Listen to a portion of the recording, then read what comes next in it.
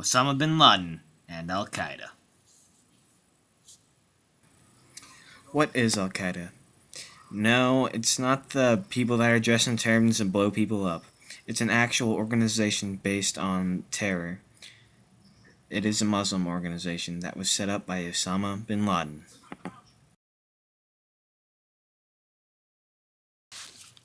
Osama bin Laden was born in 1957. Osama bin Laden was the seventh son among 50 brothers and sisters. He lost his father when he was 13. He married at the age of 17 to a Syrian girl who was a relative. He grew up as a religiously committed boy, and the early marriage was another factor of protecting him from corruption. Osama had his primary, secondary, and even university education in Jeddah. He had a degree in public administration in 1981 from King Abdul Aziz University in Jeddah. Bin Laden did not have a malicious mentality when in school. He actually had a normal behavior towards conflict which was non-confrontational, like most Muslims at the time. During the invasion of Afghanistan by the Soviets in 1979, he quickly joined the Jihad, or Holy War, against the Soviet Union. With his influential position and reputation as a devoted Muslim, he quickly gained support of other Muslims. In that same year, he created the organization of MAK. It was an organization that was ironically funded and trained by the U.S., allegedly, to fight the Soviets. MAK was one of 7 Mujahideen factions in Afghanistan, and was hence part of the great success they had in driving the Soviets out of the country. By achieving this, the Mujahideen gained a very important symbolical victory for the Muslim world, which then was still suffering from the humiliations of the lost wars against Israel. Leftover soldiers from this conflict would form Al-Qaeda. Al-Qaeda today is allegedly responsible for many acts of terror all around the world. They were formed in 1988. The structure of Al-Qaeda is loose, making it both hard to attack as well as hard to find crucial evidence that it is actually bin Laden's men that are behind it all. However, Osama has several times congratulated on terrorist actions, and when we know that he has built a powerful network around the world, there is little reason to doubt his involvement in many of the actions. The core of Al-Qaeda is made up of Osama on top, working close with the Shura Majlis, consisting of about 10 members.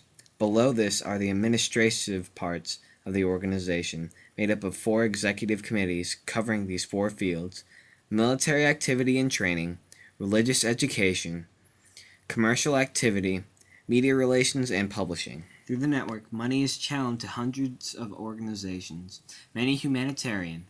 Money can be channeled again from these organizations to other organizations which perform the actions that are part of Osama's jihad.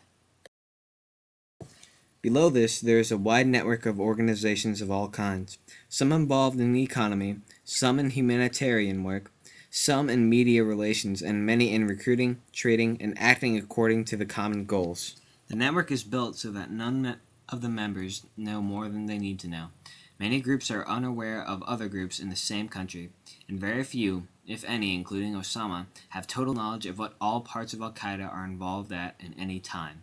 Al-Qaeda's main strength lies in its ability to support their other organizations, but first and foremost money, but also the ideological framework that it provides.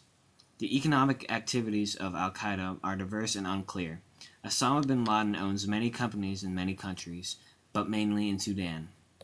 Al-Qaeda's actions are actually considered noble, due to the fact that they are actually in the interest of the Muslim people. The idea of driving Western influence and toppling corrupt governments are the goals of Al-Qaeda, but the ways of getting to those goals are considered radical and violent. Thus, the Muslim people condemn Al-Qaeda as being too radical and not being to the Muslim ways. Here's a quick timeline of all the main actions that Al-Qaeda took. In 1988, Al-Qaeda is formed by Osama bin Laden. In 1992, Al-Qaeda signs agreements with many organizations, many involved in terrorist acts. Their common aim is to defeat the U.S. troops on Muslim soil. In December of 1995, Ramzi Youssef, the central person in the bombing of 1993, is arrested in Pakistan and extradited to the USA. In the June of 1995, an assassination attempt on Egypt's president, Hosni Mubarak, where Al-Qaeda was believed to have been behind of it. In 1996, in June, another car bomb kills 19 U.S. soldiers in Khobar in Saudi Arabia. This is the force pinpointed to Al-Qaeda, but later a better lead points to Saudi Arabian militant Islamists. In August of 1996, Holy War or Jihad is declared on the USA. In 1998, February, Al-Qaeda effectively merges with the Egyptian Islamic Jihad. In the August of 1998, U.S. embassies in Kenya and Tanzania are bombed. USA retaliates by bombing military camps in Afghanistan and a chemical factory in Sudan. The latter has no point been proven to be linked to Al-Qaeda, and was, according to Sudan government, a medicine plant. In 1999, December, members of Jordanian organization are arrested, accused of planning attacks on Western tourists. 2001, September 11th, World Trade Center in New York and Pentagon in Washington, D.C. are attacked by hijacked airplanes. More than 5,000 people are killed, and Al-Qaeda is accused of being responsible. Al-Qaeda was practically a byproduct of the Cold War. Perhaps 9/11 could not have been avoided, but perhaps with more knowledge we can actually fully understand the conflicts that engulf our world. Sarah Sievert's voice was not featured in this film. The main reason of that is because I found her voice recording quite inadequate. Thank you and goodbye.